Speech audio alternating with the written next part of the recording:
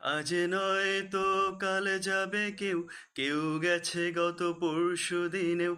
এই পৃথিবী ক্ষণস্থায়ী থাকার জায়গা না। কিসের এত অহমিকা, রক্ত চক্ষু অগ্নিশিখা, দম ফুরাইলে কবর ছাড়া জায়গা হবে না রে মন। দম ফুরাইলে কবর ছাড়া জায়গা হবে না। আজ নয় তো কালে যাবে কেউ, কেউ গেছে গত পরশু দিনেও। এই পৃথিবী ক্ষণস্থায়ী থাকার জায়গা না।